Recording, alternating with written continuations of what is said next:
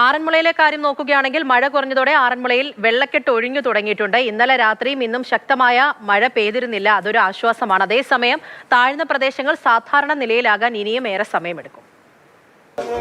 കഴിഞ്ഞ ദിവസങ്ങളെ അപേക്ഷിച്ച് നോക്കുമ്പോൾ ആറന്മുളയിലെ സ്ഥിതി ഒരു അല്പം ഒന്ന് ശാന്തമായിട്ടുണ്ട്. വെള്ളം ഇറങ്ങി തുടങ്ങിയിട്ടുണ്ട്. ഒരു 2 അടി 3 അടിയോളം വെള്ളം ഇറങ്ങി എന്നുള്ളതാണ് ഇന്നലത്തേതുമായി താരതമ്യം ചെയ്യുമ്പോൾ നമുക്ക് മനസ്സിലാകുന്ന ഒരു കാര്യം. പക്ഷേ എന്നാലും പൂർണ്ണമായി ഇറങ്ങിയെന്ന് പറയാൻ കഴിയില്ല. ഈ പുഞ്ചയടക്കമുള്ള സ്ഥലങ്ങളുണ്ട്, അവിടെ ഇപ്പോഴും വെള്ളം കെട്ടിക്കിടക്കുന്നു. അങ്ങനെ ഏറ്റവും താഴ്ന്ന പ്രദേശങ്ങളിൽ ഇപ്പോഴും വെള്ളമുണ്ട്.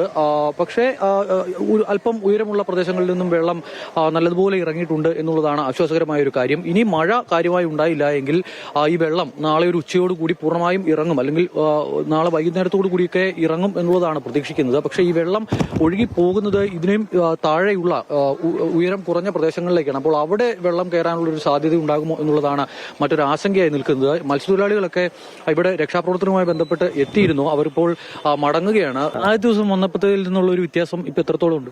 ഇപ്പോൾ വളരെ ഭേദപ്പെട്ട അവസ്ഥയിലേക്ക് എത്തി.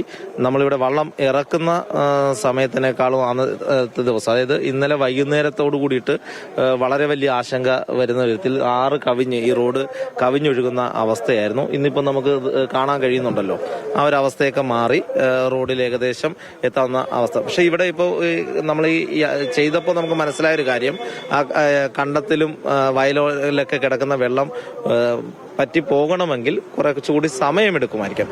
കൂടുതൽ മഴയും കാര്യങ്ങളും ഒന്നും ഉണ്ടായില്ലെങ്കിൽ വലിയ ആശങ്കകളില്ലാതെ പോകാൻ കഴിയും.